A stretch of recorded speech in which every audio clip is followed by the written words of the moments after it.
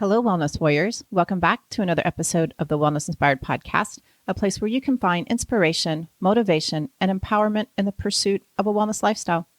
I'm your host, Sheri Davidson. I'm a wellness coach and acupuncturist in Houston, Texas, and I am deeply passionate about health and well-being. And as always, I'm here with my co-host, Finn. And if you're new to the podcast, Finn is my terrier mix rescue dog, trail runner, and loyal companion. He is also a therapy dog and greeter at Element 5 Acupuncture and Wellness. And I have something for you today. This is the inaugural episode of Wellness by Design, a segment that explores the intersection of design and holistic well-being. So join me as we delve into the latest trends, innovations, and headlines shaping our living spaces and impacting our health and wellness. With insights from designers and wellness professionals, we'll uncover how thoughtful design choices can cultivate harmony, balance, and tranquility in our home and workplaces, nurturing our minds, bodies, and spirits. So get ready to transform your living spaces into sanctuaries of wellness. This is Wellness by Design. And today we're discussing technology and holistic wellness. This topic is ever relevant in our rapidly evolving world, with technology becoming increasingly intertwined with every aspect of our lives, from homes to workplaces. It is essential to examine its profound impact on our living spaces and well-being. Throughout this episode, we'll navigate the myriad ways technologies shape our environments and, consequently, our health. There is so much to unpack here, from the convenience of smart homes to the potential downside of constant connectivity. So, two of my good friends are guests today. Joining me, Candice Rogers, an interior designer and well designer, and Jackie Berry, an interior design professor at HCC and landscape designer. And together with my background as a wellness coach, acupuncturist, and former interior designer, we'll bring a diverse array of perspectives to the table. So as we explore the pros and cons of technology influencing our well-being, we aim to empower you, our listeners, with the knowledge to make informed decisions about integrating technology into your living spaces. By shedding light on the benefits and challenges, we hope to inspire thoughtful consideration and foster a balanced approach to technology in the pursuit of holistic wellness. So, I hope you join us for this illuminating discussion where we'll uncover insights, shared experiences, and perhaps even spark solutions to enhance our well-being amidst the ever-evolving landscape of technology. Welcome to Wellness by Design on the Wellness Inspired Podcast. But first, before we get started, I have some exciting news to share with you. For those avid listeners who have tuned into the podcast over the past year, you've likely caught wind of the Wellness River Cruise. Well, friends, the moment has arrived. Mark your calendars for April the 20th, 2025, as we set sail on an unforgettable 7-night cruise along the Danube River. We'll traverse the picturesque landscape of Austria, Germany, Hungary, and Slovakia. Prepare yourselves for an array of active sightseeing adventures, including invigorating hikes, scenic bike rides, and perhaps a few brisk runs. And if none of that works for you, don't worry. There is something for everybody. There's a pool on the deck and spa services. But alongside these activities, if you choose to do them, we'll indulge in the serenity of yoga sessions, engage in enlightening wellness discussions on holistic wellness, and savor the flavors of locally sourced cuisine. The excitement is already brewing. Several enthusiasts have already secured their spots. So if you're intrigued, I will put all the details in the show notes so you can check it out. And if you're sure this Wellness River Cruise is calling your name, please waste no time securing your place aboard. River cruises tend to fill up rapidly, which is why we shifted the dates to next year instead of this year. That was my fault. I waited too late. So don't think about it too long. Seize the opportunity while you can. I also want to announce here that in an upcoming episode, we'll have the pleasure of having Laurie, a representative from AMA Waterways, and Tami, my friend and a seasoned travel concierge, dive into the cruise experience further. So feel free to forward any burning questions my way. We're doing the interview this Saturday. I think it's the 11th. So I'm hoping to have that episode out pretty quickly if you're interested. Additionally, there is an upcoming in-person event. It will be held at Total Wines in the Lower Heights of Houston on January the 17th at 5:30. There will be a French wine tasting, and Laurie will give a short presentation about the river cruise. I will talk more about the wellness contribution. I'll be doing some wellness talks on holistic living. That's kind of what I'm thinking right now. And Tami will also be there to answer any questions because she will be the one that you contact if you're interested in securing your spot. But we'll all be there to answer any questions you might have. So I will put the details and the links in the show notes. So if you're out of town and can't make it, you can always call Tami with any questions. This all has to happen quickly. I know the cruise is a year from now, but there are only 196 cabins. I think I said 123 last time, but I think there's 196 cabins on board, and they sell out quickly. So if you're interested, I highly recommend putting down your deposit quickly. And it's not a lot to hold your spot. So if you're interested, call Tami or come see us and listen to the episode. All right, let's dive into the first Wellness by Design episode on the Wellness Inspired podcast.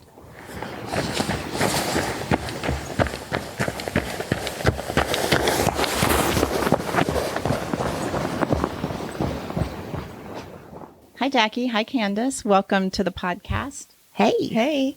How are you guys? Good, good. How are you? Doing well. Good. We're waiting to see what's going to happen with this eclipse. Nothing.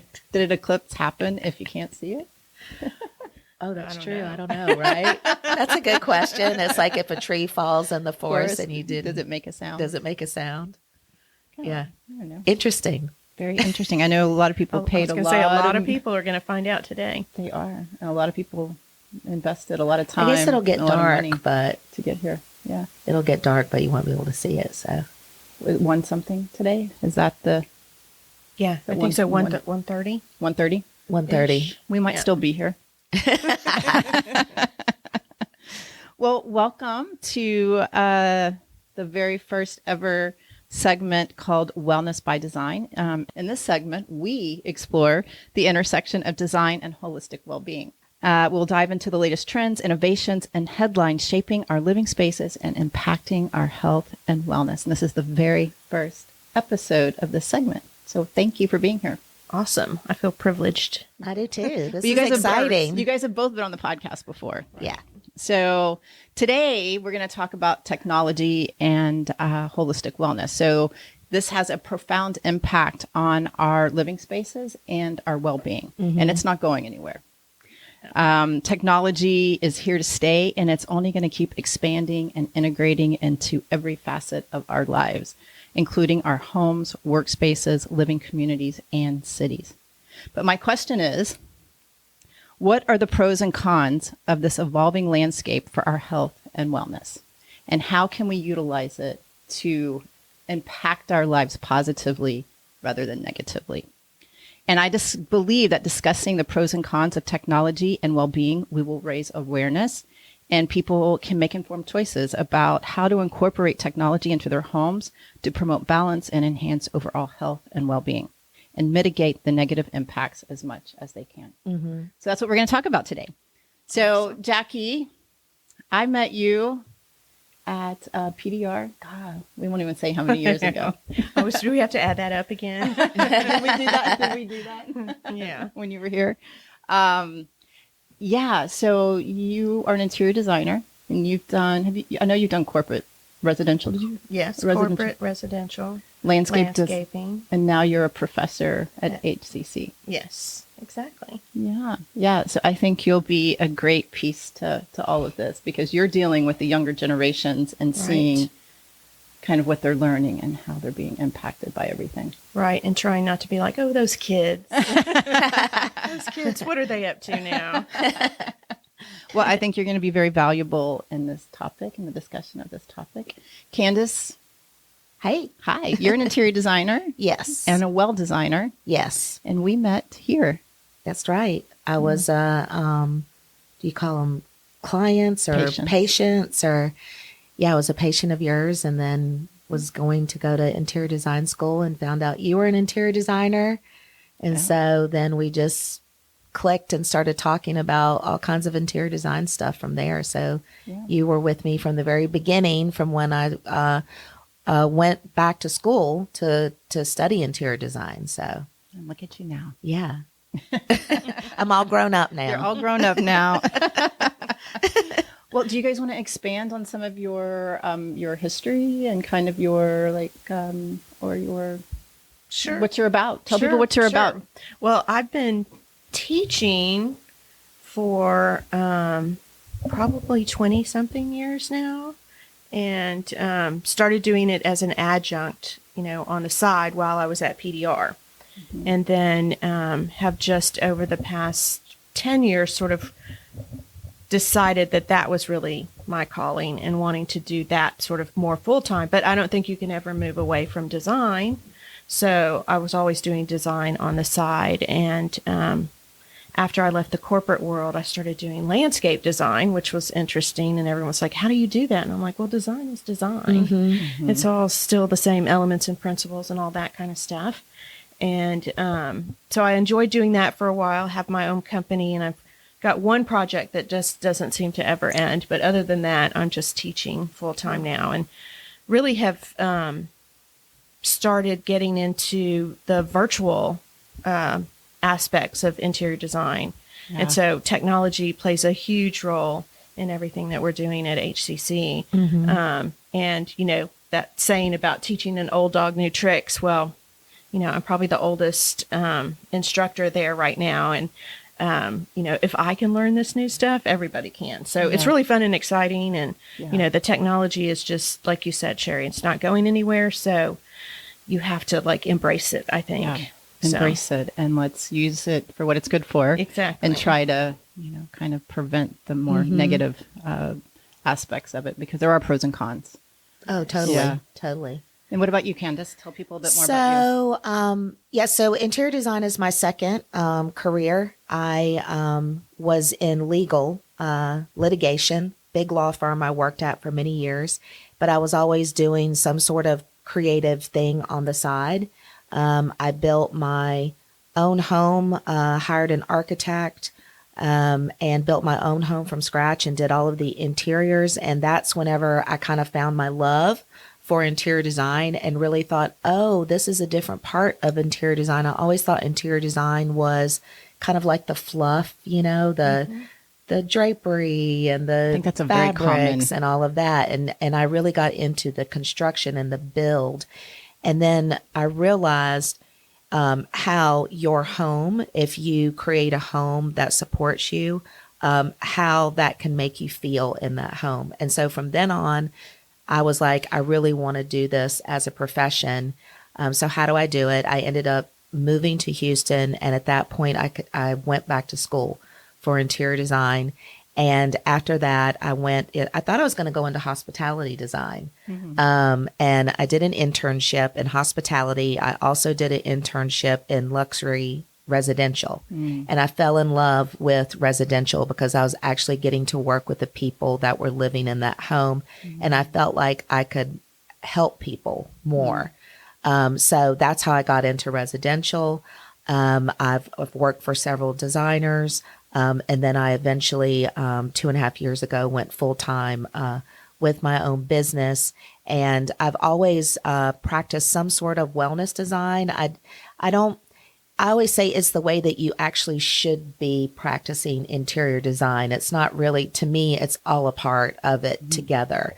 I just don't have a separate wellness interior design business. Like the way that I do interior design incorporates wellness in every project that I do. So yeah, there's actually a certification called Well Design. There is. There is. Yeah. So you want to tell people a little bit about that so they know?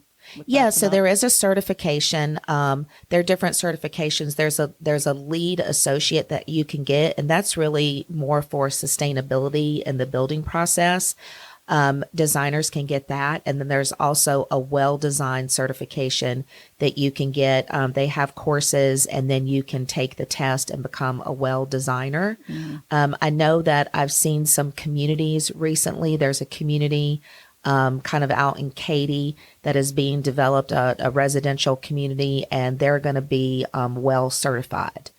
So businesses and also residences can get that certification if they meet certain parameters. And then a well designer can be hired and can help them to meet everything. Yeah. Yeah. Is it going to be like a wellness community? Like in not Florida, and Serenbe, where's Serenbe? Atlanta. Yes. Is it going to be like that? A little bit. I think that they're incorporating a lot of wellness, aspects. I've seen ads for it on TV, right? Yeah. Yeah. And the walking trails. Yes, there's walking trails and nature. huge connection to nature.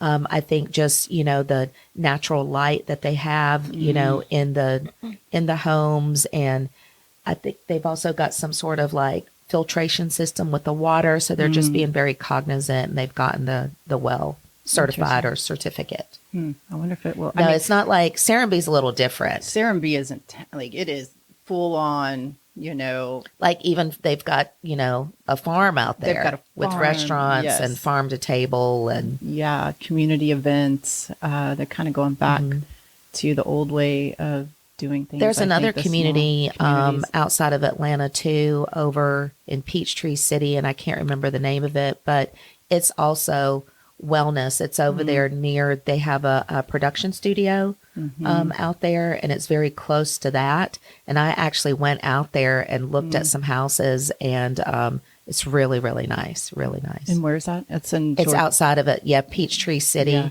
outside of Atlanta, like 45 minutes. I think they're popping up everywhere. I think Serenbe is on the map because of good PR. But I still want to go out there and check it out and have my own experience of it, because it sounds really great. And I think that a lot of the these concepts are going to start kind of creeping their ways into our cities and other communities, which I think is really cool.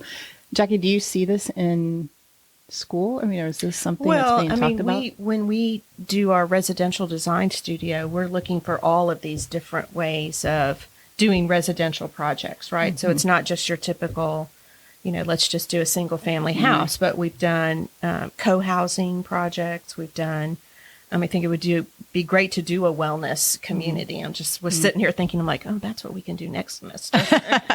It's a wellness community.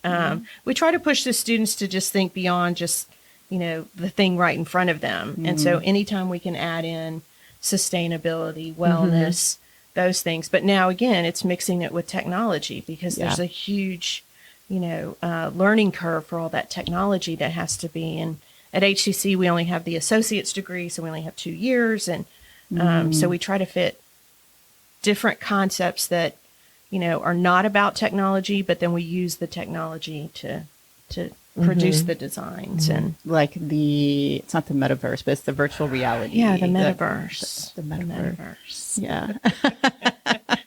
Don't ask me what it is, but I am teaching a class on it. No.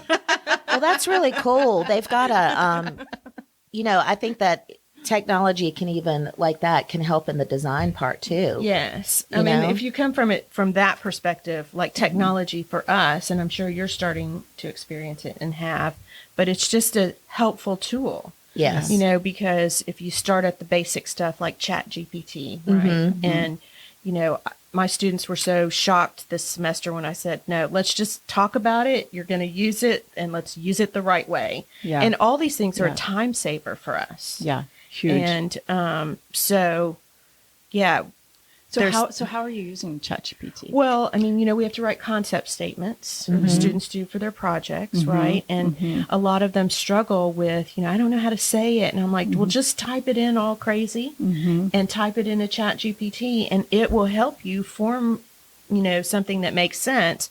But it's the whole, what information you put in is the information you get back out. And so we're not encouraging them to use it when they're writing a research paper or anything like that. But when they have a writing and they want to turn it into something better and make it sound more professional, we let them use that.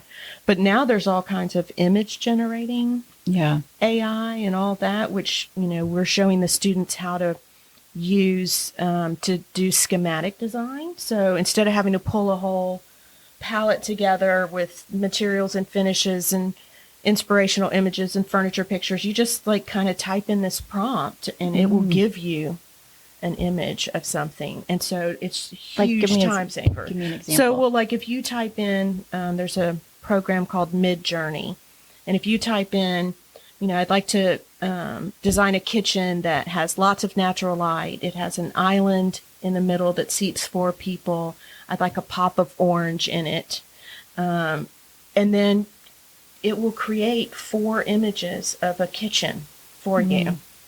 And so, it's not exactly what you want. It doesn't pull up a plan for you. There's all kinds of different ways to use it, but that's one way in schematic design. So you could do that 3 different times, and then you've got these 3 different things to show the client that may have taken you 15 so it's like the concept. Yeah, it's concept creating the stuff. concept. So it's not telling you exactly what the furniture piece is or anything like that, but it's just sort of a schematic. Is this the direction you want to go in? Because in school, too, we are also saying don't use other people's work. Yeah. But it's hard when you don't have your own work. You're going through magazines. Or the internet. Or the internet, sorry. Did I just date myself? I think so. Magazines. What are books. those? What? Yeah, exactly. But things like that. And just time savers. I mean, I feel like, you can write things and the direction you're going in, but then to put it all together, it's very helpful to use. And then we're doing the metaverse class where we're teaching designers how to design environments that can be put into the metaverse. And there's all kinds of different technologies and file types and all that kind of stuff that goes with it. So I'm learning along with the students because I'm actually co-teaching that with a person at So HCC. now, how is that useful? Like, what would you use that for? Well, okay, so if you go online now, you can look up Crate and Barrel or HEB, and they have online virtual environments that you can go shopping in. So someone created that environment, and it was probably a gamer, not an interior designer or an architect. So that's really, a new avenue for designers to go in. I always joke with them, I was like, man, just think you don't have to do construction documents ever if you're designing for the metaverse. So, you could do that. And it's kind of, I read somewhere in prepping for this about, and I've been joking about this because we're doing a digital twin of our department, that we needed a meditation space in it. But people are designing those. So that's a way to use technology to, help with mental, physical, well-being. I could see, I could see like for residential, because when we are designing and then have the client be able to virtually walk through their space or any kind, it doesn't have to be residential. It could be hospitality, and you're creating a restaurant or a hotel, and the clients could be able to walk through the space and get a feel. Then they would see how it feels to be actually physically almost be there. And that's the metaverse. And so, that's how I see it. So if you let's say you put on these virtual reality goggles, you can go shopping at Crate and Barrel. That's what. Yeah, in this specific Crate and Barrel that's in the metaverse. Interesting. So it's like you're there almost physically, but you're in the metaverse. And it still feels a little like a rendering. Like a 3D rendering. That'll change. Not exactly real yet, but I think it's just going to keep progressing. It'll keep getting. Yeah, but you can go in, and they make it so you can do it on all the different. You can do it on your phone. You can do it on your laptop. You can do it with the goggles or without the goggles. But there's a place here that you can take your floor plan in CAD.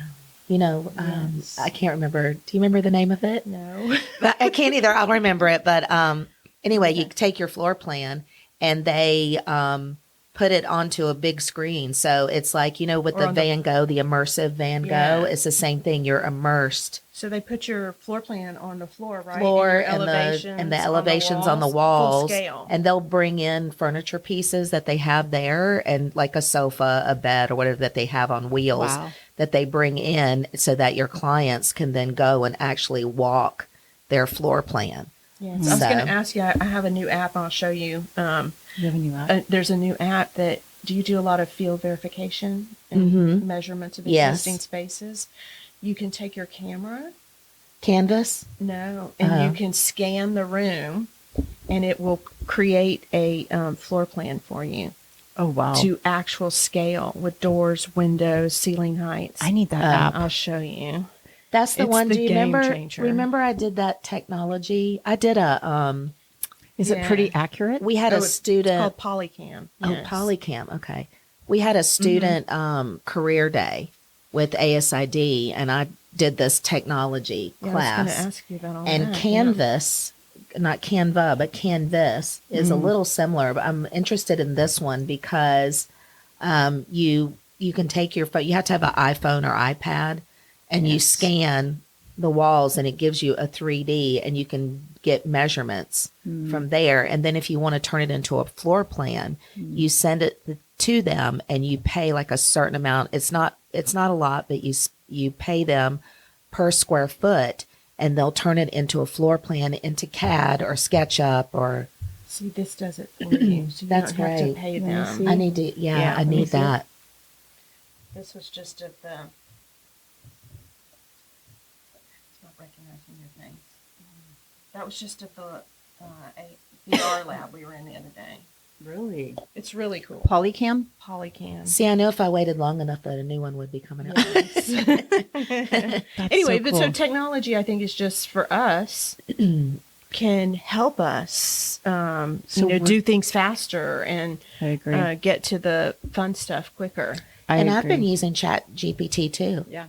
I use it. And it's a huge time saver. And I do exactly what you just said. I have my ideas, right? Because I think that we need to keep our ideas, and we can't just let ChatGPT decide everything. But so I'll put my ideas in, and then I refine it and finesse it to where it's me, my brand, and something that I would say with my words. So I agree, but where's the line?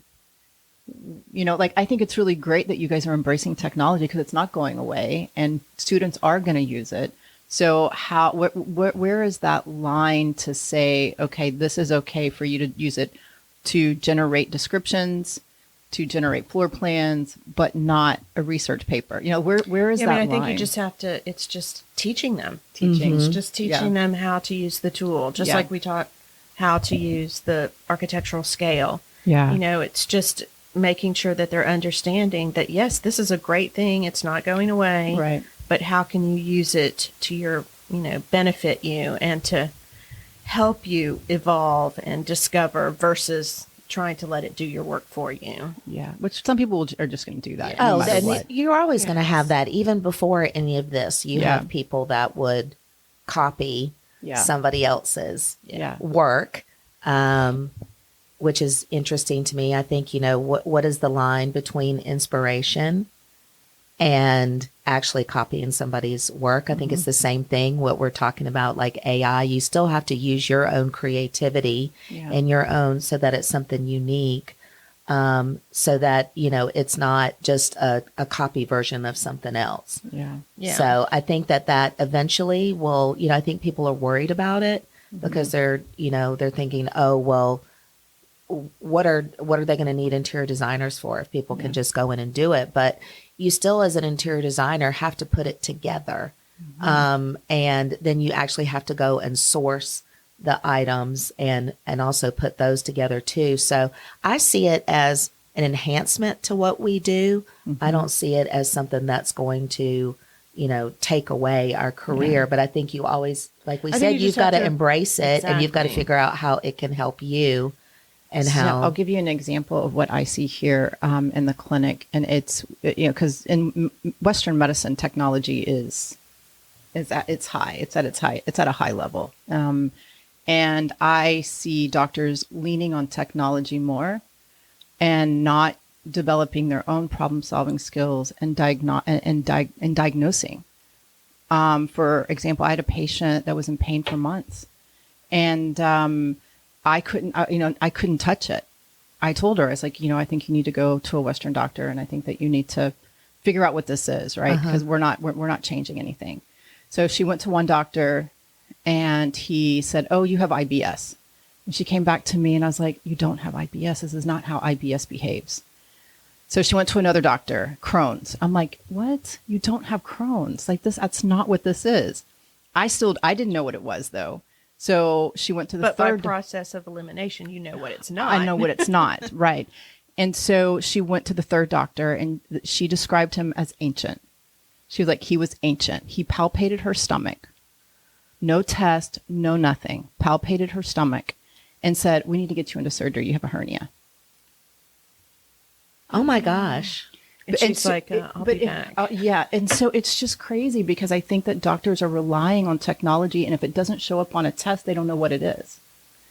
It's interesting because, I mean, just in terms of healthcare and that sort of thing, you have to like kind of figure out things yourself. Yeah. It's not like you depend on the doctor anymore to do it. You want to come in with, it could be this, this, and this based on the research I've done and what I'm feeling in my body. Yeah. And then that helps them get to the real deal. But you hope. Yeah, but I just think there's so much reliance on technology instead of using it as a tool, right? When I take someone's pulse, it's a tool. When I observe somebody, it's a tool. Shouldn't take the place of. It shouldn't take the place of you using your problem solving skills and diagnostic skills. And I feel like that applies to anywhere where we're using technology. And so it's kind of like, well, where is that line? How do you teach that? And how do you stress the importance of not losing that? Well, that's been kind of teaching critical thinking is always the trick. It's always the trick. Well, you still want to have that critical thinking. You don't want to always rely on something else or somebody else to think for you, because there are times when you do have to think for yourself, and you want to be able to do that and be able to problem solve. Yeah, super important. And I think that's probably the piece right there. It's critical thinking and knowing when this is appropriate to use and when it's not appropriate, and never losing that skill, because we're in trouble. Like if you can't do that, Well, and then even like interior design, I say a lot of what we do in interior design is solve problems. And so that if you don't have problem solving skills, it's going to be difficult, because really that's a lot of what you can be creative and come up with all these great ideas. But if you don't know how to solve problems, then you're not going to go very far. It's putting that together. Yeah. The problem solving and the critical thinking. And even though, like what we've been saying, it's like, I think it's just whatever information you're putting into any kind of AI that you're using, it still has to be at a certain level in order for you to get out of it what you need. And I think that's a part of what we have to tell the students. And so, even when we're talking about concept development and we try to take them away from, it's modern, or it's mid-century modern, or it's, Art Deco, it's like, that's not a concept. That's just, sort of how you're realizing your concept. And so we try to take it outside of interior design to get them thinking. But a lot of times it's just, they just want the answer, and, it's A, B, or C. And you're like, but it could be D, E, F, it's crazy. And so you just have to keep exploring with them and hoping that people that really want to do interior design will see that it is a creative, problem solving, critical thinking kind of profession. It's just not the decorative side of things. Right. Is that how a lot of people, they see it as the decorative side of things? Oh, yeah. Oh, I think so. I think still, I think people have become educated on what, that's part of what I feel like as interior designers that we have to do, is to educate people as to what a real interior designer does. And that's part of like ASID, the association, what they do, is they're an advocate for interior design, and that we're not just going around karate chopping pillows. Which, by the way, I don't know if I like that look or not. I don't either. I like my pillows square. I do too. I'm not sure I know what you guys are talking about. Where you chop it in the middle and you make a V. It's like, this is what you do to pillows these days. You karate chop it. And it makes it like, what? Yeah. Makes it like a V. The only one Yeah, you karate chop. You go around and karate chop all the pillows in the middle of the pillow, and it makes it almost like a little V. So it's a regular pillow, but you just go and you use your hand. You really? just chop it in the middle, and it's a V. That started on TikTok, I'm sure. Oh, no, this has been way before TikTok, really? The karate chop. It has nothing to do with TikTok. Really? Yeah. Oh my gosh. Maybe I had no TikTok idea. made it famous. That's because you didn't. I'm You out didn't of do it. residential. You decorating, did commercial yeah. design. So I did. You weren't going around karate I chopping. wasn't karate chopping pillows. No, but Finn does that. Oh. He goes and lays in the middle of In the the Yeah. middle of it, yes. That's so funny. That's so funny. Okay, so we've been talking about technology and how to use it as a tool in the profession. What about the home? Again, there's going to be that line where technology is going to help us and benefit our health and wellness. And then there's going to be a point where there's always the yin. You guys are familiar with yin and yang, right? They always Yes. transform into one another. Yes. And there's always that tipping point where it goes over to the other place, yin or yang. I was about to say negative, but Yeah. the negative or the positive, right? And so how do you guys see that playing out, and where are we right now, and how do you see it playing out? I mean, I love technology in the Yeah. home, but I already see where we're getting inundated. Yeah. Like right now, we've got everything is hooked up to either Alexa or Google. You can hook up your entire home to be automated, which is great. You can have it start the coffee machine for you. You can have it close the blinds for you. There are systems called like Control 4 and there's Crestron that can do all of these things that you can have Those everything. programs? Well, Or it's platforms, or it's what would you call those, Jackie? It's It's an app, but an application, but it's an app. yeah. yeah, but it's an audio visual tool that you hook up your entire home to be completely automated. So it can unlock and lock doors. It can control your security cameras. Okay. You can have your sound, surround sound hooked up to it. You can have, like, you could wake up in the morning and you can say good morning and everything is programmed. You can have it open up the draperies for you. You can have your shower It's now. so futuristic. It's so right? I mean, it's just like futuristic. what you think in the movies used to be. The right? Jetsons. Good morning. and- Yeah. You can have the shower set at a certain temperature and it can automatically start for you. It can start your coffee machine for you. It can play the music. All of these things that technology can do. And it's really cool. I love technology, but I also think about, okay, well, what if you lose electricity, or what if something breaks? And we don't really have, most of us are not technically skilled at Right, you need- handling that kind of technology. And if it goes, Right. like, how do you troubleshoot? Well, they have people that can troubleshoot for you. So if you obviously, like, if you're going to have to call an AV Right. person that did your install or, provided Have this you equipment for installed you. a full system like that? Yes. Yeah.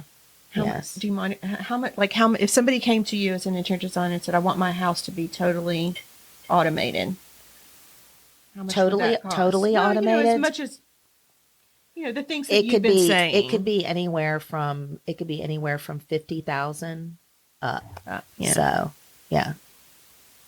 Yeah, it's not inexpensive, and it's best Right. to do it when you're Do you know, building. Yeah.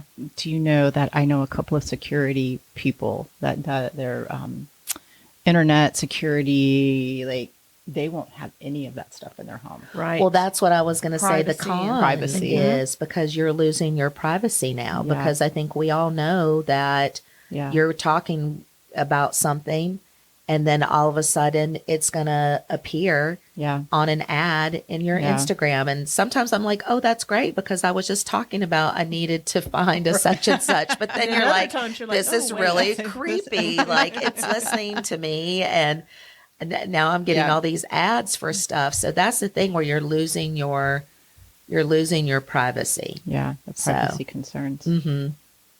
I'm always of the mindset, though, like, if you're not doing anything wrong, is it okay?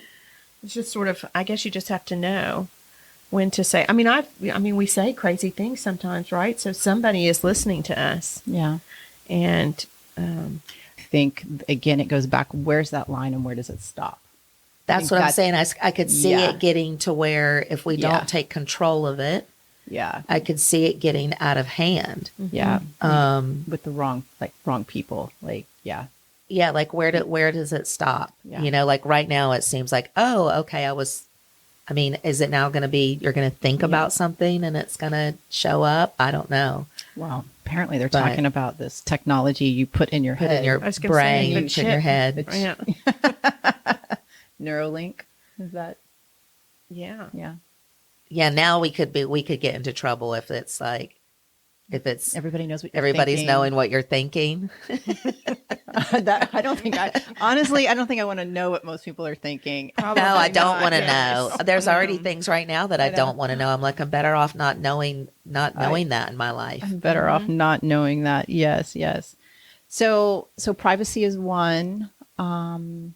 Overload, just tech overload. And I also think of like instant stress is what they're calling it. I think of expecting instant gratification can also be a hindrance, because if you're expecting like now you ask Google a question and you automatically get it. You order something off of Amazon and patience. Like I was supposed to get something in one day yesterday and then it didn't come last night. Oh. Yeah. And then now it's saying it's coming today. And I'm like, but I was supposed to get it yesterday. Yeah. So already that, and it's not anything that I needed to have yesterday, but we're expecting to get things right away, instant gratification. I see that kind of as a con. Mm-hmm. I see that being a con. I do. Yeah, I do too. And then just dependency. And that, like we were talking about, that critical thinking, know? Yeah.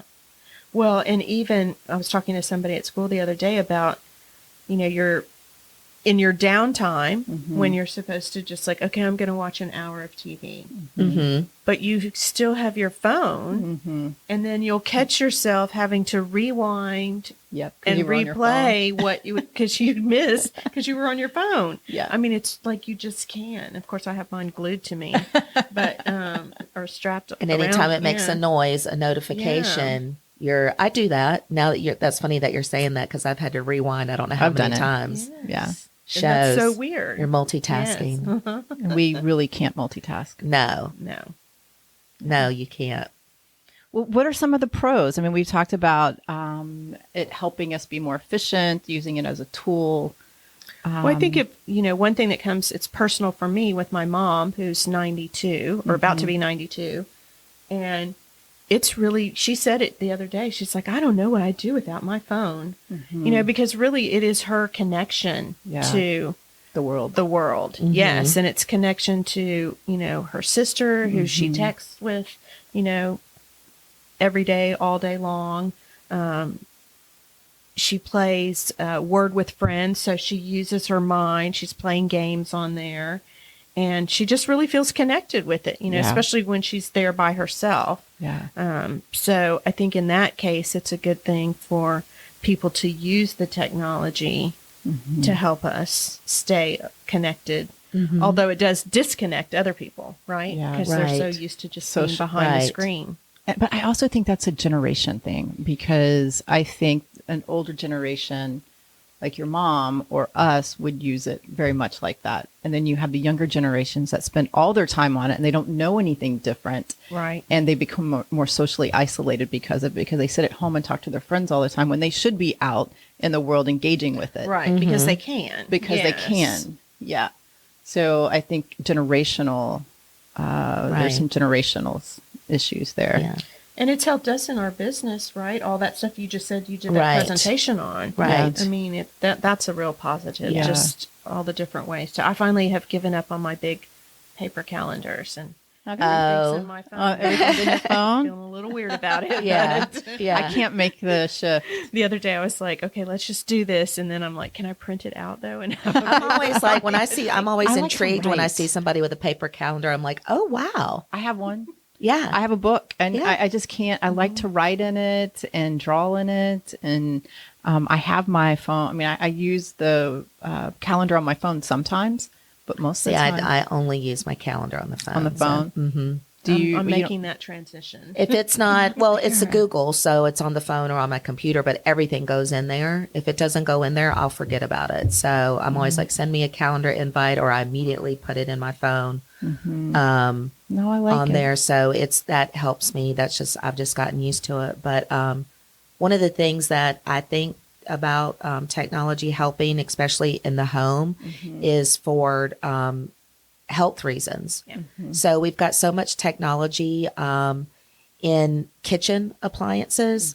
So that has really helped people to be able to cook differently. People can now you can hook up any of your appliances are hooked up to the internet. Your refrigerator can tell you when you're low on something and when you need to order things, so it can keep things fresher for longer. They have different compartments now, so you can have healthier food. Also, they've got steam ovens and sous vide, and they will give you recipes. If you say, I want to do the Mediterranean diet, they can send you recipes on the app on how to make those. So I think these kind of technologies can help with your health and help people enjoy cooking at home, or maybe people that don't know how to cook. Instead of you don't have to go out and take a cooking class anymore. You can take something virtually, or I think even something like Thermador has cooking classes that you can take. They'll give you recipes and things like that on their app. I saw something on Shark Tank the other day that was an automated system that you put in your kitchen, and it has all the ingredients in it. And it will make a recipe for you. It drops the stuff from above into the pot. Ooh, I like that. Right? But how does it get the ingredients? It's all in this cabinetry above. There's refrigerated compartments and. But you have to stock it, right? Yeah, you it's stock stocked. Yes. And you have to stock So it. it's stocked like a refrigerator or a pantry. Or a pantry, and then it just takes as much of each ingredient that it needs and puts it in a pot. Now that's cool. Yeah. Now, how big was it? It looked like, about 48 to 6, 4 or 5 feet. It's like a kitchen cabinet. I was going to say they put it with a included. stove. It's something like you put into I'm going to have to look that up. That was on Shark Tank. Yes. It's really something cool. that you build into your kitchen. Mm-hmm. That is totally like a Jetsons It is. thing. I like that. And it reminded me, because you were saying it will make healthy recipes for you. I think that's where we're going, because it's already starting. I think eventually they'll figure out how to make, something like that work in your kitchen, but everything's integrated in even bathrooms now. Well, I can see going back to the Shark Tank, I can see where that would be beneficial, because a lot of people in health, when I do health coaching, a lot of it's around diet. And a lot of people just don't enjoy cooking. That's me. It's totally me. Yeah. Yeah. So I can see that being very beneficial. I think you're either a chef or a gardener. Yeah. You're a gardener. I'm a gardener. I'm a chef. I don't know which one I am. Or maybe you're neither. I'm a chef. I love to cook. Definitely a gardener. I don't love to enjoy cook, but I don't mind cooking. So I don't know. That's what I'm saying. I don't know where I fall, because I don't mind cooking. And I think I cook because I want to eat healthy, but I don't love it. Dirt? No. Probably not a gardener. No, I've tried to plant, I'm going to plant herbs every year, and every year they die. So Yeah, you're not a gardener. No, I think you're probably more of a chef. Okay, I'm more of a chef. We figured it out. I'm more of a chef. Process of elimination. I'm definitely not a gardener. That's for sure. So I read this article just came out. It was in the Global Wellness. They put out every year 10 trends. Oh, okay. And this was trend number 8, and it was the title was "The Home as Highest Tech Health Hubs," and I found that super interesting. Yeah, they've got. I didn't go to KBiz this year, but I usually go every year. It's the big kitchen and bath show that they have every year, and everything. The most change that you see is always technology. And they even had last year, they had a refrigerator made just for herbs, like growing herbs and everything that you could have in there. Yeah, that'd be great. Maybe that's what I need, is like a little hydroponic. Yeah, That would be our need. Yes. Because we're not gardeners. And She needs the Shark Tank. Yes, you need the one that makes it. Makes the food for me. Exactly. Yeah, I like that. And I've seen other small, like hydroponic growers, like you could grow little vegetables in there, like lettuces and things like that for the home. Jackie, you might know this. Someone told me, I think she was a nutritionist. I think it was a nutritionist that told me this, that she was concerned about the hydroponic growers because they lack nutrients. Do you know anything about that? I don't know anything about that, but I mean, I think you would have to, maybe supplement somehow. If it's not, just I in the could water, see that but because you get so many different nutrients from the soil and the. I mean, it makes sense, but I don't know what you do about that. Yeah, that's interesting. The pros and cons. Yeah. Oh, and there's indoor air quality.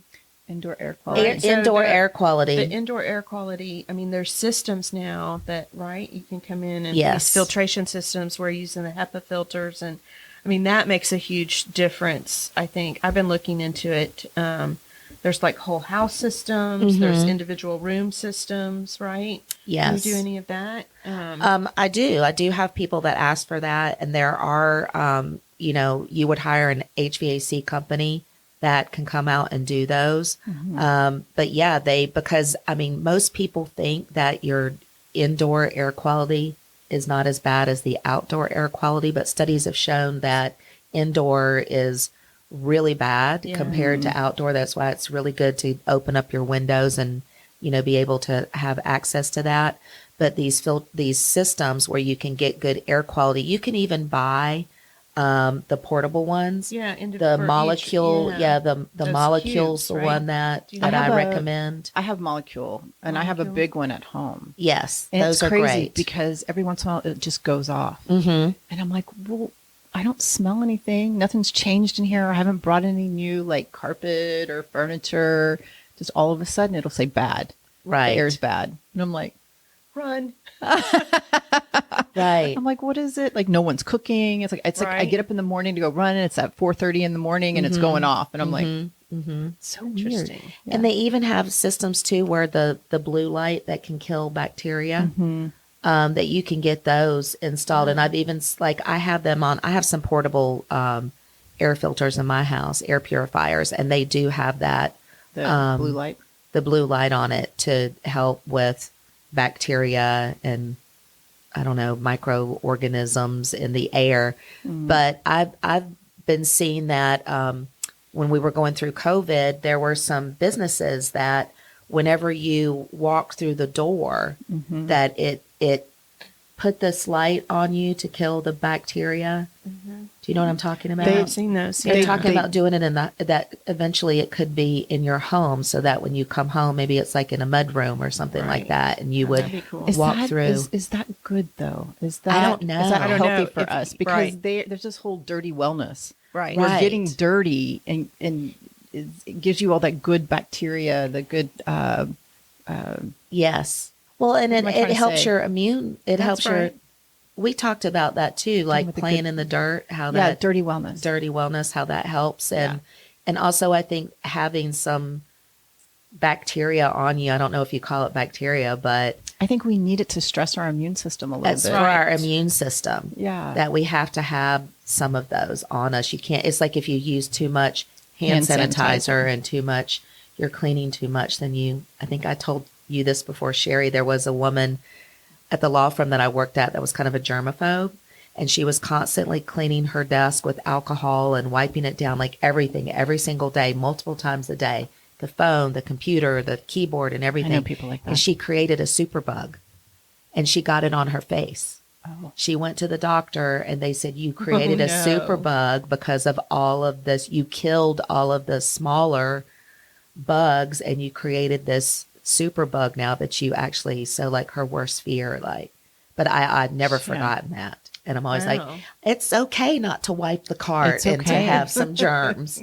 It's okay. I mean, and I think it's even good for us to get sick every once in a while. Yeah. Just to stress our immune system to know it's still working. Yeah. You still want to wash your hands and do stuff like that. But I know the Global Wellness Institute, they had their summit and our conference, and this was right after COVID. It was their first one after COVID. And they had the blue lights that you walked through.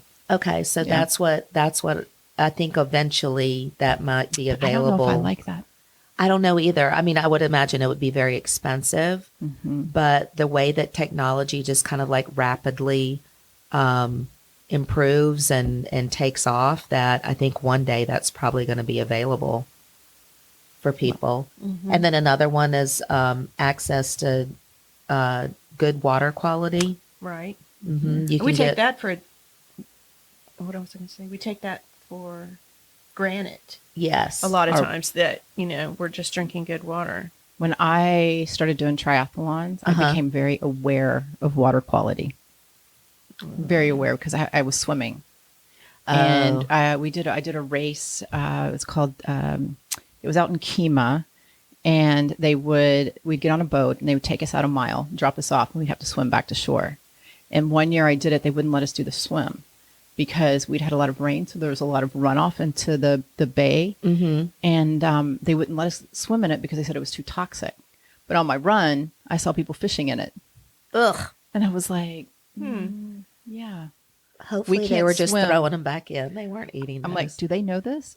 Right.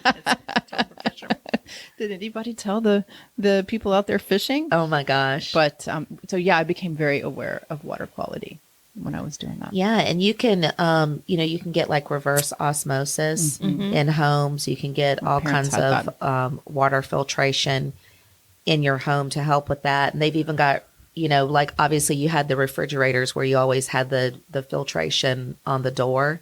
Got to make sure you change that filter. I know most people probably don't, but now they've got it so you can still get that sleek exterior look. They've got it so that the filtration is on the interior. So you can either put a glass up on the inside and you can get filtered water, or you can just have a pitcher there. So you know how you have to fill up that Brita filter, that pitcher all the time and fill it up?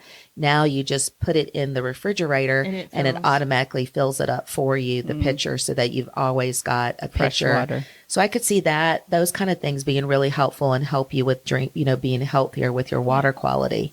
Yeah. That just made me think about so even though these things are technologies making things more convenient for us, what we have to do then is remember that, okay, now we have extra time that we used to not have. So we need to use that time for good. What are you going to use that? Exactly. I think that's you know what huge. I mean? It's just sort of That like is true. recognizing that, okay, these are all great things, but we're doing it to free yourself up for, you don't have to do those to be kind more of tasks, productive. Yeah. But, what are you going to do with that extra time? I agree. I think that's a big question. Or just maybe you just have to, I know a lot of people just want time for themselves, Yes. like to relieve stress or do meditation or go for that So walk. that's what I was going to say. Do something good with it. do something good for your health. Yeah. Now that you have the free time. So is that something that you teach?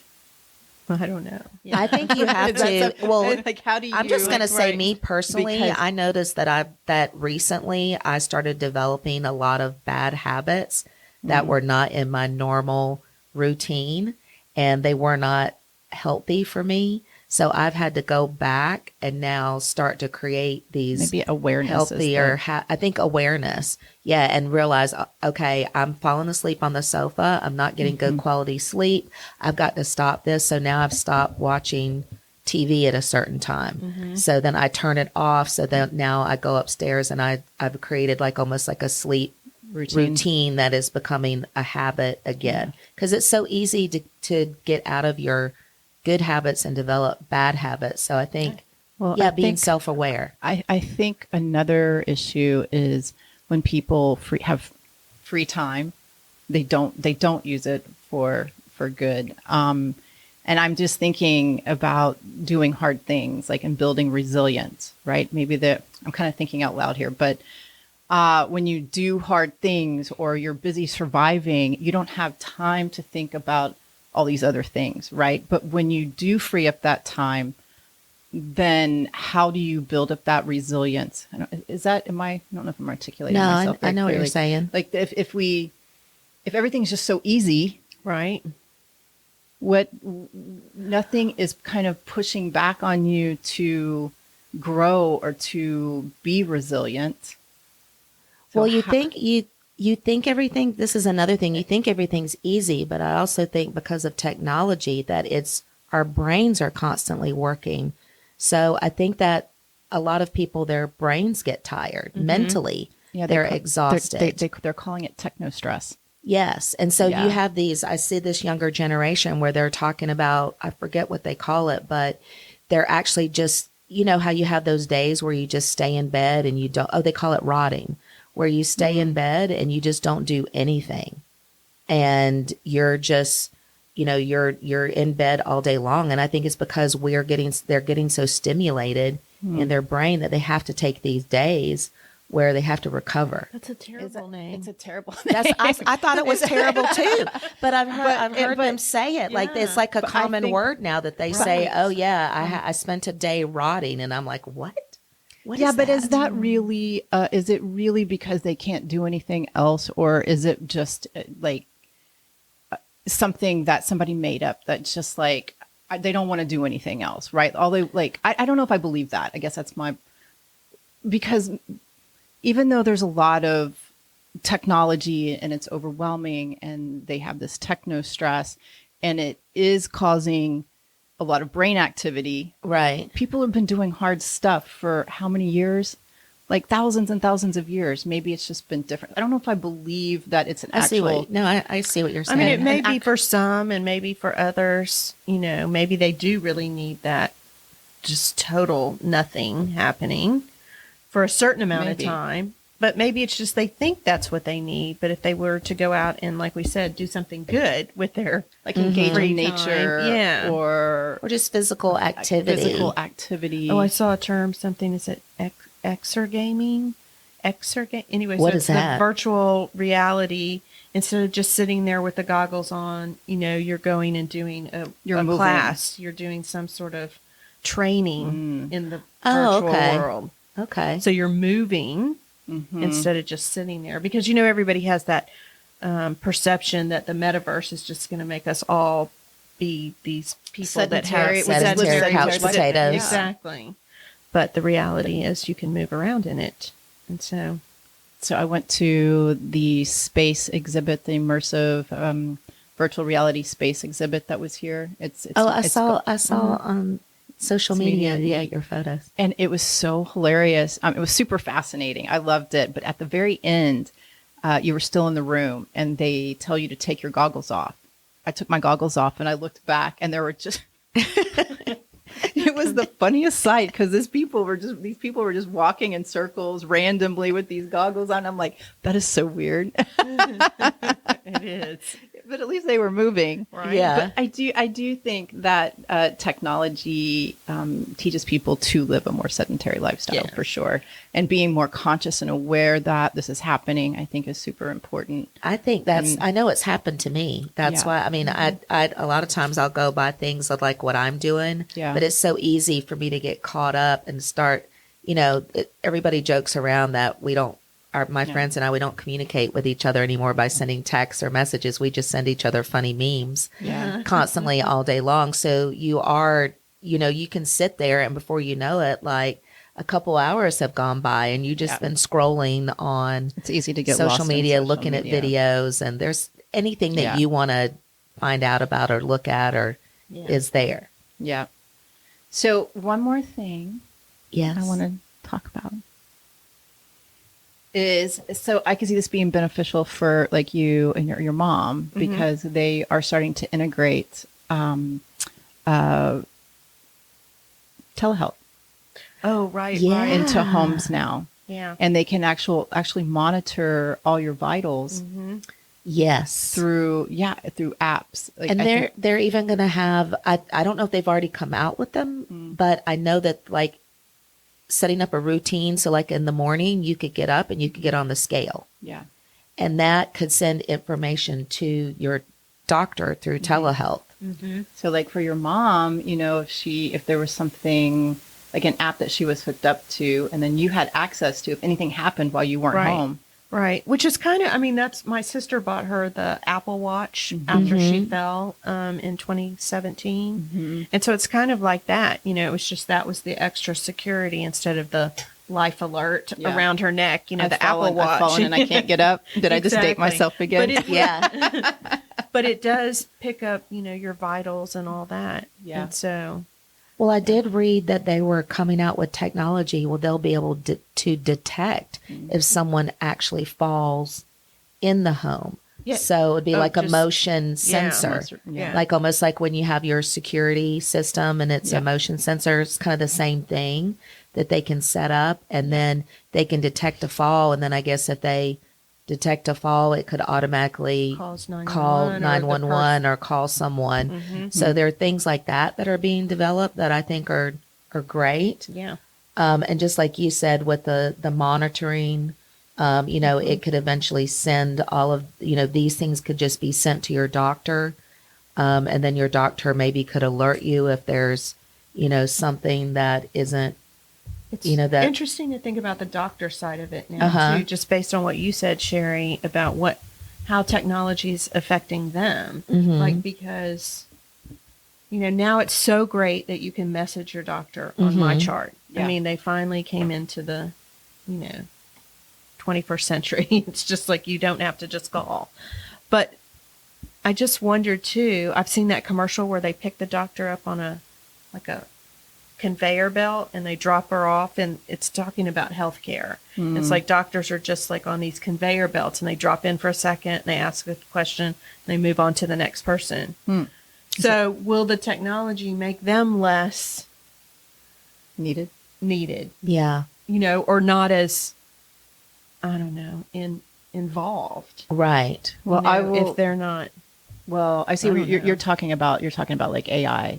Like, would AI come in? And Well, no, just like if you're doing all this stuff for yourself, so to speak, or having it monitored, and they're just getting reports of it.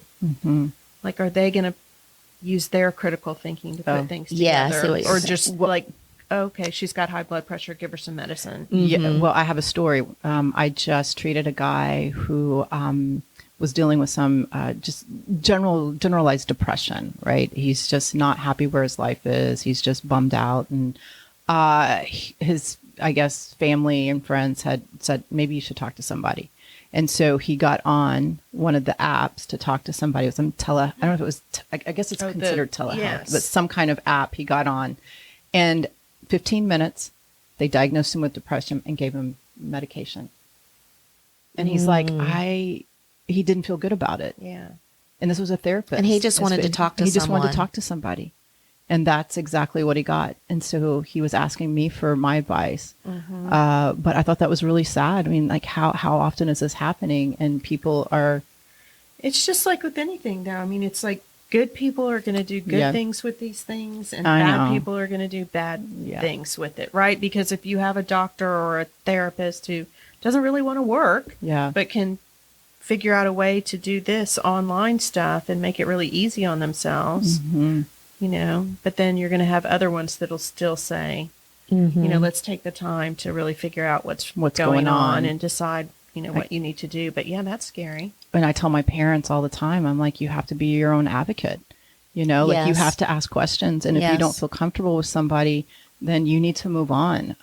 Because if they get mad at you for asking questions, then they're not the right person. They're not the right person for you, because I think that it's going to be happening more and more, especially with the online stuff. And there's just something missing from mental health side of things. It's like weird, because it's like you want more people to have access to it. I was thinking when you were talking about cost of things, or when I asked about cost, it's like, that there is a certain level of person who can afford an interior designer, first of all.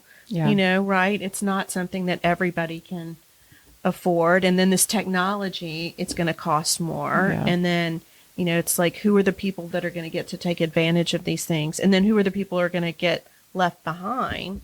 Right. Because it is expensive. Like this technology is not cheap. So when we're talking about integrating your home and having all these things in your home, it costs money. So exactly what you're saying. And it's just who will have access to it and who will benefit from it, and then who will get left behind, I think is something to think about. Probably more of a divide. That's what we need. That's what we need. More of the haves and the have-nots. Well, I think that it is definitely coming. And I think that in the beginning, and we talked a little bit about this when you were on the podcast. We talked about the how expensive it is. But as soon as something comes out, it's expensive. But then you have the competition that comes in, and then it starts to lower the price a little bit. Right. But I don't know. Our phones are still $1,000, so I don't. Yeah. When is that going to go down? Of course, now we don't know it because iPhone, we just. it's like $1,000. It's just But a you just thing pay now. it You just pay it monthly. So monthly. you're just like, okay, well. just add an additional $30 onto my bill. No big deal. But some So- people can't. I mean, it's Yeah. still $1,000. Like it's. Well, you can get, you can Although, get free phones now. There's a Just guy. can't get the latest and greatest. True. There's a have you guys read Coddling of the American Mind? No. His name is Jonathan Haidt, I believe, but he just wrote another book, and I wrote it down. When did I write that down? The name of his book, but it was about technology and kids. And I'll have to see. There's a lot of research It's- about technology it's- and kids' brains, like their development of their brains. Yeah, it's I saw this guy. the anxious generation. Oh, okay. How the rewiring of childhood is causing an epidemic of mental illness. Mm-hmm. And he believes that kids should not have a smartphone Mm-hmm. until they're like 16, that they should have a flip phone Mm-hmm. because it's rewiring their brains Mhm. and causing all kinds of Exactly. mental illness. That makes problems. sense. And they Yeah. can't, like, there's certain parts of Yeah. their brain that aren't developed yet. Yeah. And so that is causing problems. And it's, and that phase, like, during your adolescence and when you're growing, like, it's very important for your brain to develop in a certain way. So it is. And I Yeah. was reading something about that too. And maybe it was part of that. Yeah, study. he says that because I think one of the big issues that's brought up to him is that it's hard with kids because if everybody's doing it, they feel left out if they don't have a smartphone. So how do you resolve that piece of it? And he's saying not everybody has to do it. Only a third of the people have to do it. I have several to have friends success. that they won't Yeah. allow their kids to have a phone until they're in high school. Yeah. Or just a flip phone. He's like, Yeah. they can text their friends. They Yes. can, but just not a smartphone. Right. Yeah. Right. So I think that's super That they're not on their phone constantly all the time. So Yep, and that schools, Jackie, do you have a problem with that?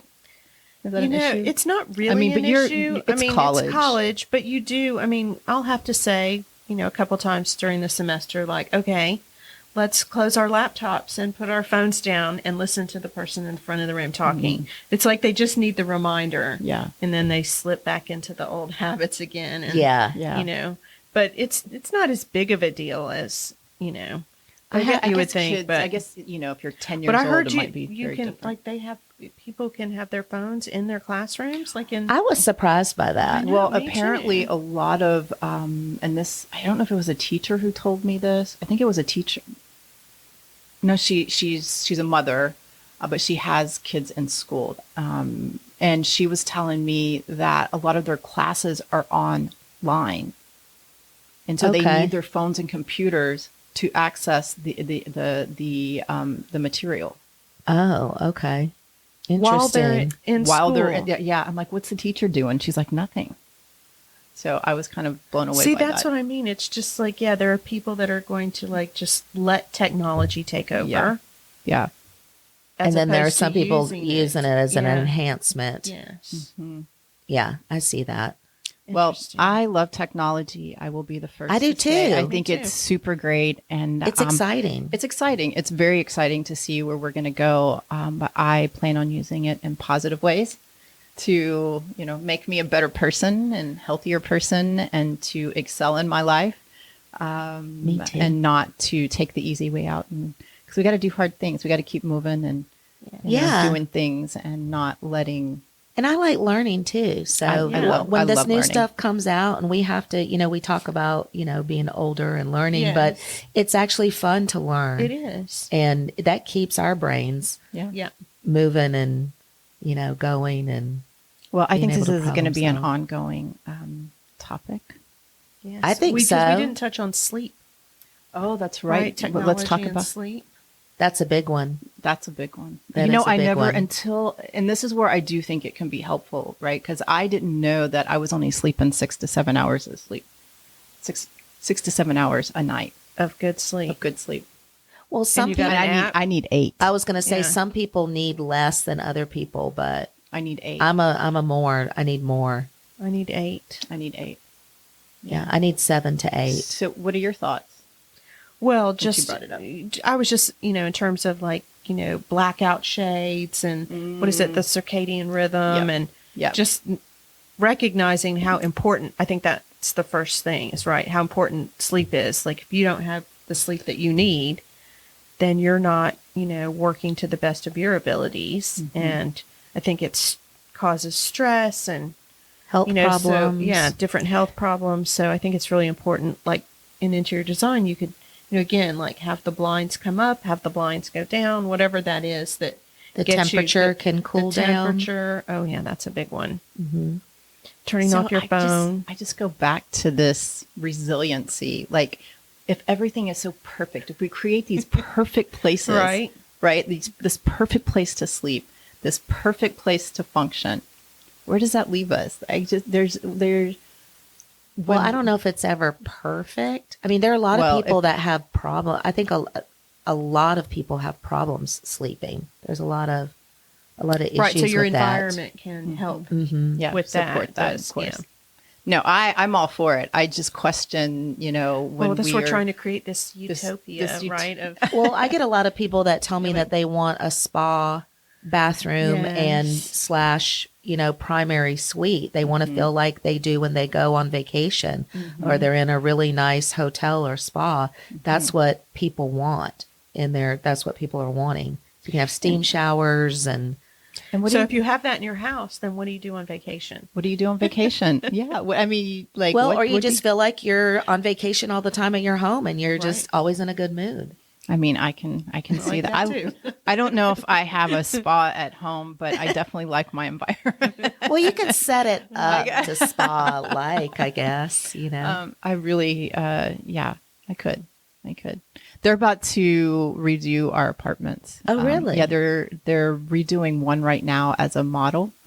So Like the interior? the interiors. Mm-hmm. So I'm kind of excited about it. I nice. told them I'd move out and they could redo mine next, and then I'd move back in because they're just gonna redo them as people move out, Uh-huh. and then Oh. they'll. Is there another apartment that you like in your complex? Oh, you're saying she like, could move. yeah, that Move you would into a different to? apartment. Or do you like where yours is? I like the location of mine, but I've always wanted a 2-bedroom, and the one they're redoing right now is a 2-bedroom. Ooh, there you go. But the only problem is Always a problem. See, nothing's ever. what? Is it upstairs or something? no, it's not upstairs. Oh. It's downstairs. It's the patio on the back that I'm not. Oh, that crazy you don't about. love. Yeah, Okay. but we'll see. But I'm excited. That's excited that they're doing it. exciting. Yeah. I'm super excited they're doing that. But yeah, I keep going back to the resiliency part because I just feel like if everything is, we don't have to do anything. What do you do? Well, you have more time to sleep. And be You get more- artistic. you and could get more creative. I feel like I would do really well with more time. I would totally I like would- if I could have I would somebody be- do the things that I don't enjoy doing or Yeah. make things easier for me. I'm all about it. Yeah, and I don't think I'm ever going to quit working. So I've always feel like you posted something one day about being more productive in your later years. Oh, uh-huh. And you're didn't you? Wasn't that you that posted an article or something? Maybe. I think that was you. Possibly. I think it was you. I'm pretty sure. I have to go back and look at your social media feed. But it was like, you get more productive when you get older between the ages of like, I don't know. Oh, yeah. That there was. It's like we're like right in the good. We're in the good, That's good good. zone. Yeah. Yeah. And it was like 50s and 60s and then even 60s and 70s. Yeah, you were there was still a lot of time to do a lot. Yeah. Yeah. That's like good. that, yeah. So I was like, I like it. So if somebody would, well, we have online banking now, so I have all my bills set up, so I don't have to pay my bills anymore. But like groceries, I don't go to the grocery store anymore. I don't either. I do. I have, and I did an experiment. So I was wondering if I was spending too much money having it delivered because you pay. I ordered mine through Amazon Fresh, and we can do that here in Houston. But you have to pay a delivery fee, and then obviously you're paying a tip to the person that's delivering it. So I was like, am I wasting my money by, being lazy and having this? But I hate going to the grocery store. You get exactly what you need. Yeah. So I did my cart in Amazon, and then I went over to HEB's cart and I did the exact same, tried to, do the exact same amounts and things that I was ordering. And then I was going to do a pickup and which I wouldn't have to pay a delivery fee, and they don't allow you to tip for that. So that wasn't going to be included. And it was still a little bit over $15 less on Amazon. And that was including the tip and the person delivering. So I feel like that. So then I felt good about it because I was feeling a little guilty. But now I feel good about it. I'm like, I feel like I spend less when I order online, and that too, because I don't go through impulse buy. But also, what stops me from doing is because I don't pick the best vegetables. Oh. And then sometimes they're really quick to say they don't have that. I'm like, I know they have that. Have you done Amazon Fresh? Yeah, they've been. Well, okay. Because they have Whole Foods. Yeah, but they don't. This one, they don't. It's not Whole Foods. They have their own warehouse with their own groceries now. Oh no, I don't think so. Like if you want something, if it's going to come from Whole Foods, that'll come separately. It's called Amazon Fresh, and I think they have I haven't tried that. I do HEB. HEB is more expensive. Is it? Yeah. And it's so convenient. So now I don't feel guilty. I was so excited. I was like, I'm actually saving money. And time. I love the grocery store. That's one thing I don't love. I don't love the grocery store. And I don't love if they could develop technology where, where you could just drive up and they pump your gas for you automatically. Or just like a, automated thing now. I would love that. Nope. I go to Whole Foods. I go to Trader Joe's. Now I do love Trader Joe's. And then I hit HEB. They're all in Alabama, right? Yeah. Yep. And I just go boom, boom, boom. And sometimes I even hit the pasta place. Oh, across the street? Yep. That's a great pasta place, homemade pasta. Where's that? Across from Trader Joe's, right? Oh. It's a little house. It's the name is escaping me right now, but they do little brick homemade pasta. Yeah. And they have stuff that's already... They have some prepared stuff. Mm-hmm. They have a butternut squash ravioli that I can eat there that I love. She's vegetarian. Well, no, not really. Dairy-free. Dairy-free, but she's vegetarian. Oh, you're vegetarian. Well, aren't really. You're not? Do you do dairy? I do. Yeah, I do. You do dairy? So you're vegetarian? Yeah. You're not vegan? No. We tried vegan for a while. Yeah. Yeah. It was right before the pandemic and it got really hard, so we went back. They have a butternut squash ravioli that is delicious, but they probably have a cheese one too that you can. I wish I could remember the name. It's literally across the street from Trader Joe's. Yeah. It starts with an F, I think. Is it in a strip center? Nope. No, it's in a a house. standalone house. It's got like a little neon sign out front, right? A neon sign. I'm going to tell you the name of it right here. Yeah, I don't remember the name of it. But yeah, Trader Joe's is the only grocery store, and Whole Foods. I don't mind going to Whole Foods, and I don't mind Trader Joe's. I do I get my big order from HEB, but then there's a couple things like they don't have the oat milk. Fabio. Yep. Fabio's artesian pasta. Just think of Fabio, remember him, the hair, the Harlequin romance, the books, the Harlequin romance books. Oh, now we're dating ourselves. I didn't do I never read those. I just know Fabio was on like 100 covers. He was the cover The guy. cover guy. Well, do you guys have any final words? Any final thoughts? I just think we got to embrace technology and I agree. Just be aware of when it's starting to take over. Yes, and awareness, balance. And use it for good. Use it for good. Yes. Well, I'll be curious to see from a health perspective how it improves people's health. Because what I have noticed over time is that we get all these new technologies, but our health doesn't change. So I'll be curious. I mean, like the cardiovascular disease, cancer, all those numbers are all up. Well, we can have all the gadgets in the world, but if you still have to use it. Like you still even the exercise, all the Pelotons and those mirrors and everything now, and everything's, you can get all these exercise classes online. You still have to participate. You still have to physically participate. So that's But if you have this amazing Shark Tank device in your home, then people with diabetes, I mean, it should go down, right? Like, well, if they can afford it, I guess that's the other piece of it. So multifaceted. So if they can't afford their medication, they probably can't afford the device, the cabinet. That's true. The cooking cabinet. Yeah. But there's a lot of apps, right, that are free. Oh yeah. But I'll be curious over the years to see, because we'll have to come back to this in 10 years. We'll have to see what the results are. Yeah. All right. You have any last thoughts? No. This has been great.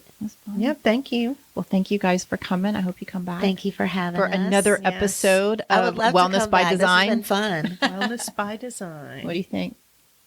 I like it. So, yeah. We can talk about all kinds of fun things. Oh my gosh, there's so much to talk about. I mean, even when we were doing our podcast, there were like topic after topic. I don't think we ever had a because a lot of people, they say when people are starting their podcast, like they don't know what topics to talk about. I don't think we ever had a lack of topic. Like when you're talking about wellness and then even design, I mean, you can just, we didn't even touch on a lot of stuff, There's a lot of stuff we didn't touch on.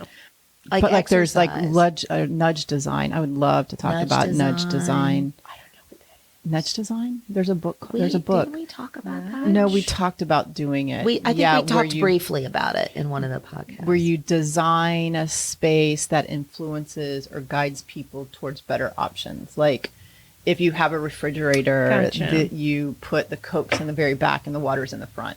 Stuff like that. But you design a space or a city where you make the sidewalks really wide, and you make a lot of stops like in town where it's faster for you to walk than it is for you to drive.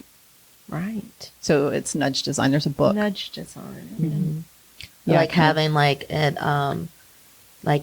a cafeteria, like having the water there, like good access to water instead of a Coke or a soda.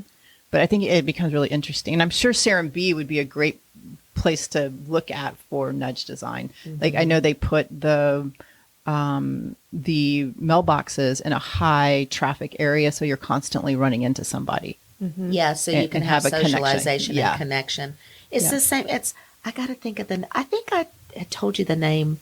You could look it up, but it's right outside of Atlanta, the other one. And they did a lot of that kind of design where they're back to the mailboxes, and then they have, that are all together. And then they have like little community areas where one area has a fire pit, then another area has some barbecue grills. So it brings the community out to socialize. That's just what good design is.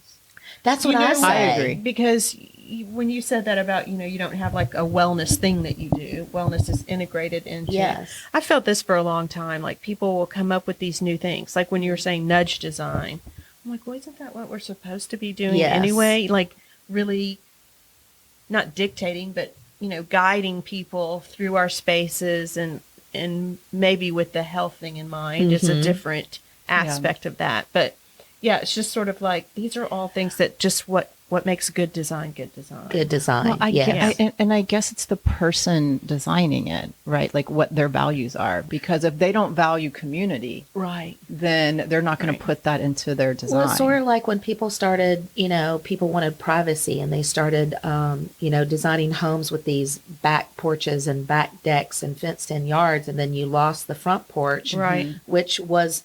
The front porch is a social, it's to socialize. You're sitting on your front porch, and somebody walks by and you say hello. And, I was fortunate in Atlanta because the street that I lived on, all of us had front porches, and they called us the party street because we were always on each other's porches hanging out. And I love that. Hey, such and such. And I want another house with a front porch. I might be the only one out there, like the only one with one, but it was very social, and we were all close. Like we all knew each other, and we were all close with each other. Yeah. Well, and I think a lot of homes and communities lost that.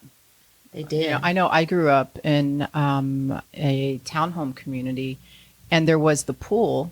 Yes. But that was it. Yeah. Like the clubhouse, the community, and there was nothing in it. It was just if you wanted to have an event there, like a birthday party for a kid. But other than that, where I live, that courtyard that I have, and it's, well, first of all, it was so that we as neighbors, there's 3 of us, that in the front, it's not where you drive in and go into your garage. It is the actual walk-in courtyard with benches that you can sit in. And the architect, when I found out that, I read about how he developed this, and it was so people could socialize with each other, and he left it open so that other people in the neighborhood could come in and enjoy our courtyard. And we actually have people that come and sit on the benches. Yeah. We've had photo shoots in there, and sometimes people will come and just sit. And I remember one of our neighbors, he didn't really like that, but I thought, well, what's the harm? Like, I don't mind it if they're just sitting on our bench and just hanging out. It was kind of neat. Right. Yeah. Yeah. Well, but nowadays it's like, we got to have privacy and everything's got to be locked up behind a fence. And yeah, we need to change that. But what about your townhomes? Well, I was going to say it's like a mixed bag, right? Because it's a U shape, and there's 14 units, and then the U goes around a courtyard, and all the people that I think there's only 2 of us that don't open up to that back. It's pretty, and there's a pool, and it's all landscape, but they don't have fences between them and the pool. So they're just all open. So I'm sure that was kind of the thought of that. Right. But the outside, like where my corner is, I took it down, but there were those spiked. Yeah, I saw that. When I saw that picture of your patio, I was like, oh, it looks so nice with the door. Yeah, so there was these spiked, like iron fence that was on top of the wooden fence, and they curved in. Oh, I know what you're talking about. Out, but it was like security. Yeah. But it just looked like a prison. I'm just like, that's got to come down. I will say when I took it down, though, I was like, okay, I feel naked. For a while, it was just like, okay, that was weird. I didn't realize what a barrier. Yeah. Even though it was just open, but it's still, but yeah, it looks so much better without that weird stuff. I still think about that townhome. I just wish I would have bit the bullet.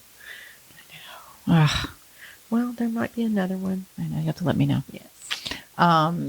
Yeah, she lives very in between here and Memorial Park, but it's really close to Memorial. Close to Memorial Park. It would have been a perfect location for me. What's the restaurant? Hugo's. Backstreet. Or Backstreet Cafe. Yeah. Backstreet Cafe. And the rice box. Right across from that, there's like 14 of townhouses. Right Yeah. now. Okay. Yeah. And the one I lived in the 70s. Yeah, but it was still, they're nice. Yeah. And you fixed yours up, and it looks really nice. Yeah, I mean, luckily they had done a lot of that. But so some of them are still kind of original, but I think as new people are buying them, they're renovating them. Yeah. But it's location. It's a great location. Yes. And that one was a great price. God, I know. I was just too nervous. It was right after COVID. It's hard. Yeah, to make it. I was just to make that commitment. But I think she wanted $250,000 for it. I mean, crazy. Crazy. Because it hadn't been redone. And then you were going to have to remodel. Yeah. But still, she knows, I know someone. She knows people. I know people. I got a guy. I think about you guys all the time. I went over to the new apartment that they're redoing, and to see, they're like, come over. Because I was like, I have ideas about mine. Yes. Right? And so he's like, well, come over. So I went over, but this one's almost completely gutted. I was looking at mine as just like not completely gutted, but just taking, cutting this wall in half, putting a bar here, taking the tub out, making it a shower. But when I went over there, And then when the possible opportunity, maybe I can have mine done. It's like, maybe I should call Jackie and Candice. Well, I hope and that we can just like knock every wall down and recreate something very different. There you go. I hope that they don't, when they redo it, I hope that it doesn't lose its character. The guy was there. His name's Eric. He's the one that did the original. Oh, good. Okay. Transformation. Okay. And John actually won awards for the restoration of the apartments. Okay, good. And it was funny because I told the guy the other day, I was like, man, one of my favorite parts of this building is that the architect's name is still on the wall. Yeah. And he was like, yes. He was like, that was painted over. And he goes, and I had all the paint removed so we could have that on the wall. Oh, that's great. Cool. Yeah. And it was they were built by the Hobby, I guess the Hobby family. Oh, He told me that yesterday too. that's really Or cool. Yeah. But so they're going to make them a little bit more modern because they're Art Deco. Yeah. But nothing on the outside is changing. Okay. They're just going to change. They're still going to do the nod to Art Deco. It's not going to be. Yes, but it's going to be a little more modern on the inside. They're going to That'll take be the nice. tubs out and put showers in. They're going to knock out. I have built-in bookshelves, and they're rounded, which is kind of cool. They're going to take all of those out and just really open it up because it's not a very open. They're not very open spaces. Right. Yeah, they're very suctioned. Here's your kitchen. Here's your dining room. Here's your bedroom. Here's your living room. Exactly. Yeah. So good. So I'm excited. I was like, maybe I won't move. Well, when they do the model, we'll have to go and check it out. Yeah. Yeah. Yeah. Be curious. They're going to take the crown molding out of the ceiling because there's some crown molding up, but they're still going to do like a thick base. Okay. On the floor. Good. So exciting. That is exciting. All right. Yeah, a renovation that you don't have to pay for. A renovation I don't have to pay for, but if they say, all right, What would you want? Could you?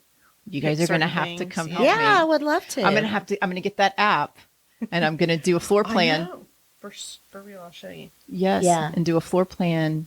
And it's pretty accurate. It's very accurate. Yeah, Yeah. we tested it. So and measured. even if you were going to send plans off to an architect, you would trust it. Mm-hmm. Yeah.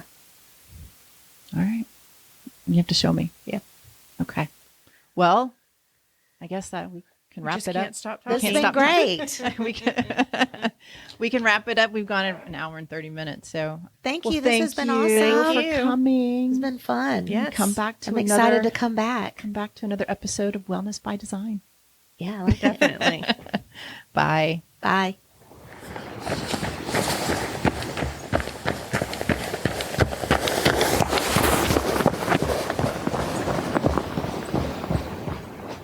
If you like what you hear, please subscribe to the podcast and share with your family and friends.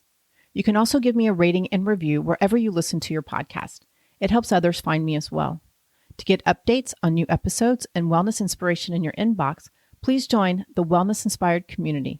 Go to thewellnessinspiredpodcast.com to sign up. I'll put the link to the website in the show notes so you can click and join. Also, there's a Facebook community at The Wellness Inspired, and you can follow me on Instagram at wellness_inspired. If you're in the Houston area or just visiting and interested in our services, acupuncture, herbal medicine, cupping, zen shiatsu, or dry needling therapy, contact us. You can find out more on our website at element5om.com. That's element5, the number 5om.com. And again, I'll put the link in the show notes. If you're interested in health and wellness coaching, we can connect in the clinic or on Zoom. Reach out to us and we'll get you on the schedule. And as always, I would love to hear your feedback.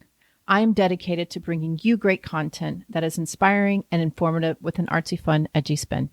Thank you so much for listening. We'll meet here again next time. And remember, never stop exploring, learning, loving, and being you. Bye.